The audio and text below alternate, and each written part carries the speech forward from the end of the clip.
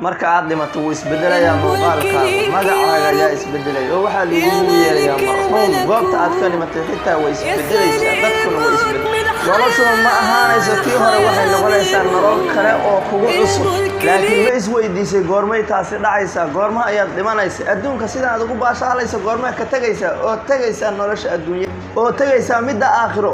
ما تقاند منا آذن إسحسوسين لكن هذا أيام كحسوسين يا ولالك يا ولاشة المسلم هذا هاي جور دو أيام لما نيسا